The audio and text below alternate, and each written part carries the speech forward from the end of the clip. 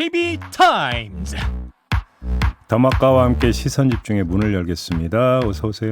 네, 안녕하세요. 더마카입니다. 오늘 새벽 많은 분들이 좀 목이 쉬셨을 것 같고 좀 피곤하실 것 같은데요. 네. 카타르 월드컵 16강전에서 우리 선수들이 브라질을 맞아서 잘 싸웠지만 1대4로 패했습니다. 네, JB 생방으로 보셨습니까? 봤습니다. 좀 안타까웠는데요. 이거저거 다 떠나서 뭔가 좀 체력이 좀 바닥인 것 같다는 느낌을 저는 개인적으로 좀 받았거든요. 많이 네. 힘겨워하는 부분들.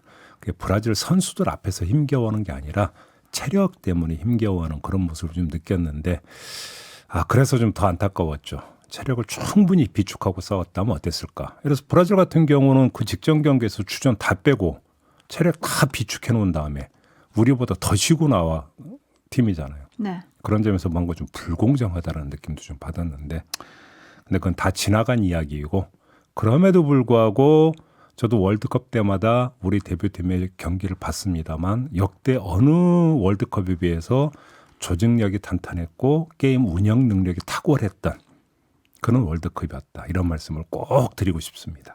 네, 정말 잘 싸웠습니다. 네, 0112님이 대한민국 축구 선수분들 지금까지 너무 잘하고 잘 싸웠습니다. 한국 선수들 수고했다고 하늘에서 눈이 오고 있습니다. 대한민국 짝짝짝짝 보내주셨고요. 네. 슈팅스타님도 최선을 다해준 우리 대표팀 감사하고 또 감사합니다.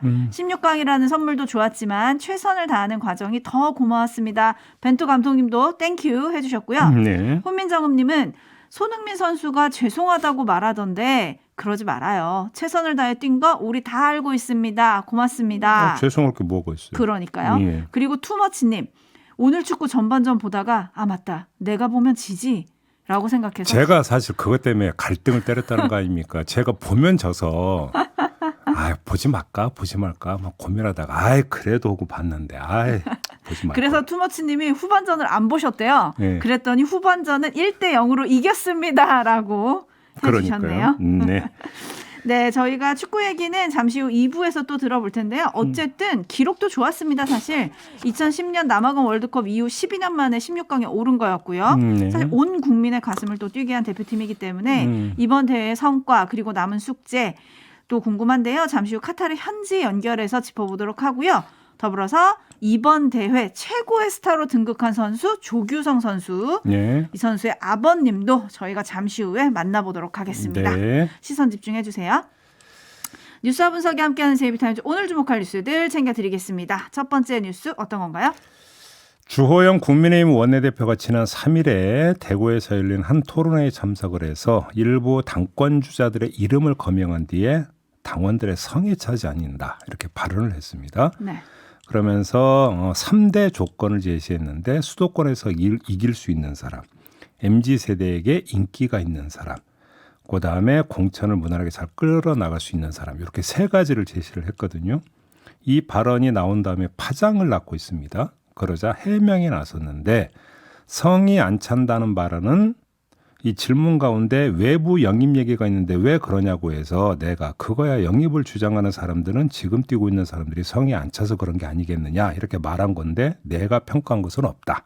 이렇게 해명을 했고요. 내가 성이 안 찼다라고 이야기한 적은 없다. 이런 취지죠. 그다음 당대표 조건이 뭐라고 생각을 하냐고 해서 수도권 대책이 있을 수 있는 사람. 그다음 MZ세대에게 좀 득표력이 있을 사람. 그다음에 우리 공천 잡음이 많아서 그런 내가 생각한 조건들을 얘기한 것이지 거기에 누구를 염두에 두고 한 것은 전혀 없다. 이렇게 해명을 한 겁니다. 어떻게 봐야 될까요? 두 가지 점을 먼저 뽑아야 될 것 같은데요. 첫 번째는 시점인데요. 주호영 원내대표가 이 말을 한 건 3일이었습니다. 그리고 그 전 3일 전에 무슨 일이 있었느냐. 주호영 원내대표가 대통령 관저에서 윤석열 대통령을 따로 만났다는 거 아니겠습니까? 네. 요걸 첫 번째로 추려놓고 두 번째 캐릭터인데요. 주호영 원내대표는 5선 의원으로 산전수전, 공중전 다 겪은 정치인입니다. 평소 신중한 스타일로 알려진 정치인이기도 합니다. 따라서 이런 주호영 원내대표가 오해의 소지가 있는 발언을 그것도 공개된 자리에서 한다? 그래서 실수다? 이렇게 보기가 쉽지가 않다라는 겁니다. 이 두 가지 점을 뽑은 다음에 종합을 하면 하나의 가설이 나오게 되는데요. 주호영 원내대표가 대통령 관저 만찬 후 당권 경쟁 교통 정리를 위해서 총대를 맨 거 아니냐라는 가설이 되겠습니다. 자, 그럼 왜 주호영이냐? 총대 맬 사람이 왜 주호영이어야 하느냐? 요걸 좀 봐야 되는 거 아니겠습니까? 네. 그 힌트는 두 개인데요. 첫 번째, 유상범 의원이 지난주 저희 시선집중과 인터뷰에서 말했던 거 기억나십니까?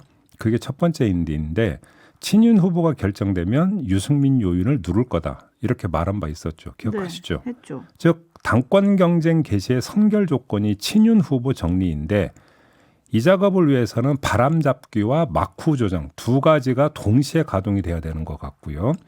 주호영 원내대표는 그러니까 공개된 무대에서 바람잡기 역할을 맡은 것 아니냐 이렇게 봐야 될 것 같고 두 번째 보통 당 투톱이라고 하죠. 당대표 원내대표를 투톱이라고 하는데 네. 지금 당대표 역할을 하고 있는 정진석 비대위원장은 왜 그러면 가만히 있을까 이게 궁금한데 이거는 어려운 얘기가 전혀 아닙니다.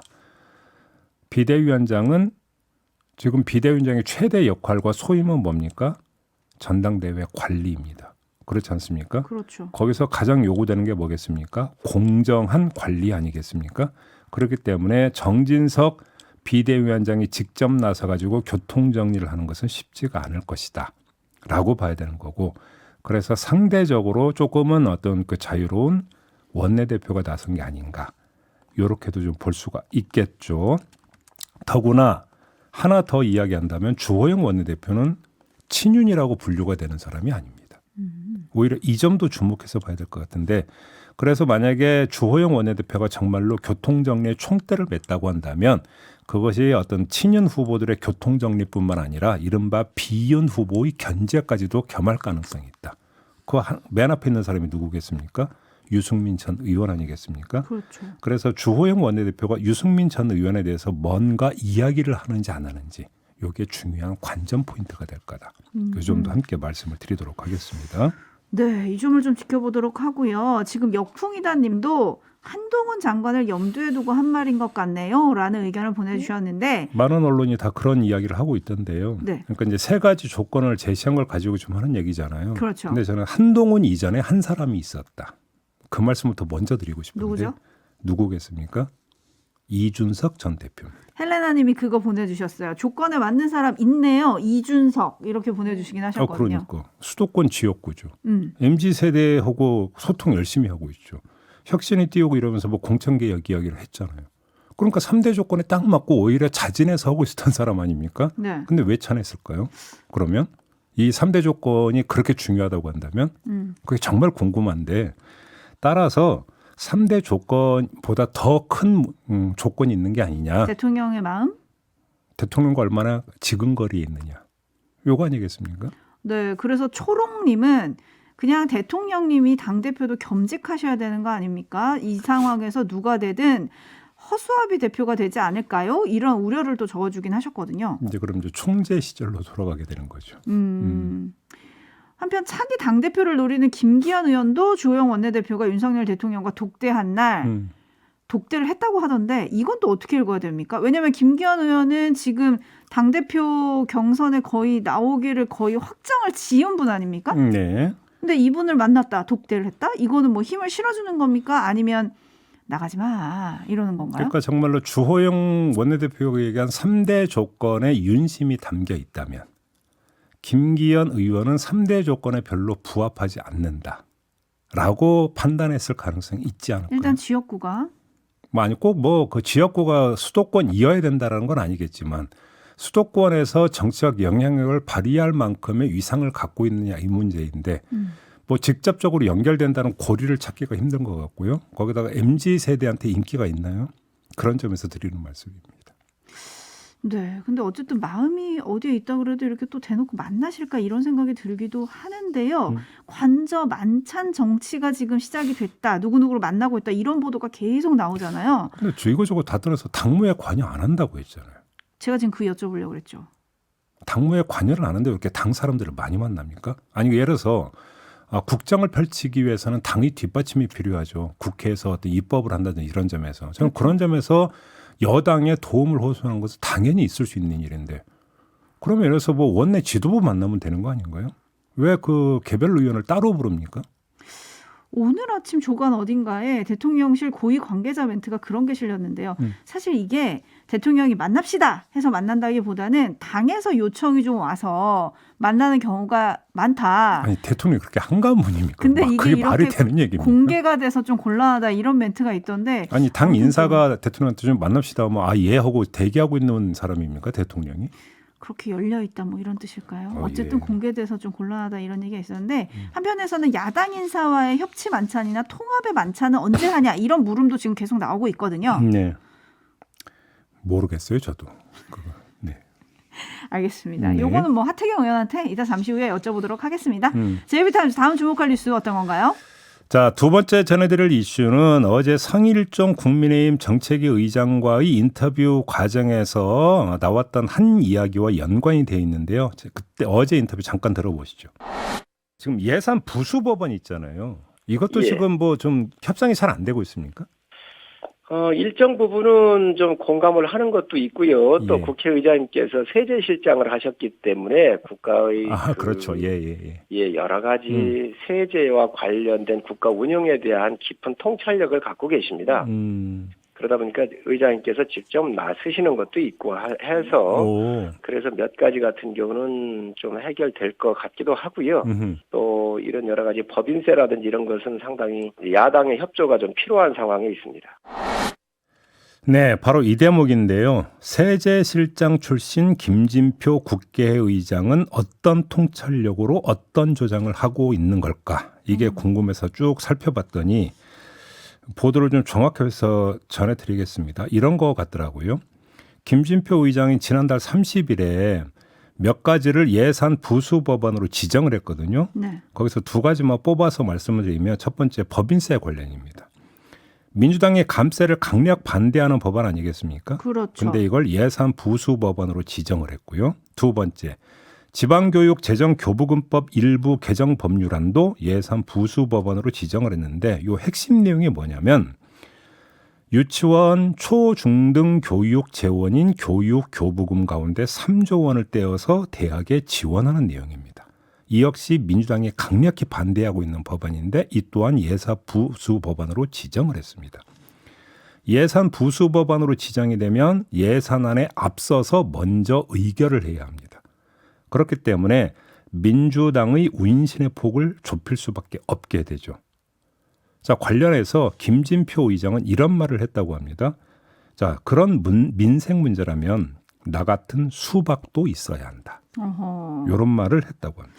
수박이라고 이제 본인을 지칭을 하신 거예요. 근데 김진표 국회의장 이력을 보면 기재부 세제실장뿐 아니라 기재부 장관 그리고 교육부총리도 하지 않았습니까? 네. 그렇기 때문에 지금 법인세 인하 그리고 지방교육재정 교부금법 관련한 내용에 대해서 거의 소신이라고 지금 언론이 쓰고 있던데 이렇게 되면 어떻게 되는 겁니까?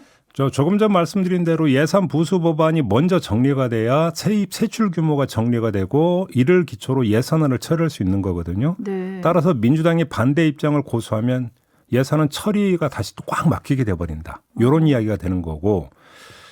자, 시각을 약간 바꿔서 국회의장이 되는 순간 당적을 버리고 여야 조정자 역할을 해야 한다라는 대원칙에 한번 기초해서 김진표 의장의 행동을 한번 분석을 해봅시다. 그리고 김진표 의장의 말에 따르는 수박. 이 수박이 빨간색과 파란색이 공존하는 과일이라는 사실을 한번 기초해 봅시다. 자, 그러면 김진표 의장이 자기 소신에 따라 국민의힘이 통과시키려 하고 민주당이 반대하는 법안을 처리하려고 한다면 반대급부로 뭔가가 또 강구를 하고 있어야 되는 거겠죠. 그렇지 않습니까? 법인세와 지방교육 재정교부금 두 개를 합한 총액이 민주당이 주장하는 예산안 감액 규모 6조 원과 얼추 맞먹거든요. 그래요? 네. 자, 그럼 그에 상당하는 등가 교환물로 김진표 의장은 뭘 상정하고 있을까요? 저는 이게 궁금한데요. 뭘까요? 이상민 행안부 장관 뭐 해임 건의안이 될지 탄핵 소추안이 될지는 뭐 민주당 행보에 따라 달려 있습니다만 아무튼 이거를 상정해서 표결 처리하는데 협조하는 겁니까? 자, 만약에 그런 거라고 한다면 이 표결안은 예산안 표결 전에 할 겁니까? 후에 할 겁니까? 그거에 따라서 또 판이 완전히 달라지는 거거든요. 저는 그게 궁금하더라고요. 이 예산 부분으로 지정한 것이 옳으냐 그러냐 이 문제를 떠나서. 알 수가 없습니다. 현재로서. 여야가 전략을 짜는 가운데 국회의장도 나름의 전략을 짜고 있는 건가요? 그러면 그럼요. 예. 아하. 어떤 교환식이 성립이 될지 지켜보도록 하겠습니다. 그리고 오늘부터 여야 원내대표, 정책위 의장, 예결위 간사들이 함께하는 3+3 협의가 시작이 된다고 하거든요. 여기서 뭔가 또 단판을 지어낼지 이것도 좀 시선 집중해야 할 것 같습니다. 그렇습니다. 뉴스와 분석이 함께하는 JB타임즈 다음 주목할 뉴스는 어떤 건가요?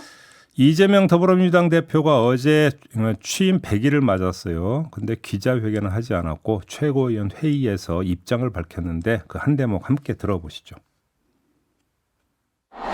지난 100일 동안 민주당은 민생과 민주 투 트랙을 중심으로 변화의 씨앗을 뿌려왔습니다.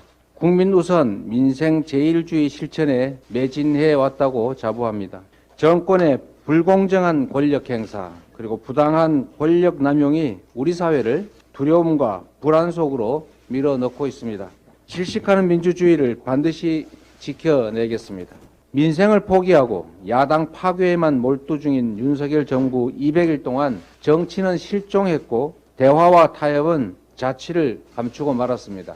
국민이 잠시 맡긴 권한을 민생이 아니라 야당 파괴에 남용하는 것은 국민이 용납치 않을 것입니다.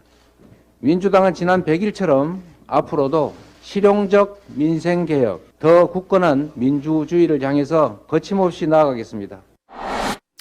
네, 이 말을 듣는 이유는 뭐 평가 포인트로 기자회견을 하지 않았다 이런 건가요? 네, 뭐 이해는 합니다. 대선 과정에서 한 발언, 그것도 방어를 위한 발언이 선거법 위반이다 해갖고 뭐 기소하고 이런 일이 있지 않았습니까?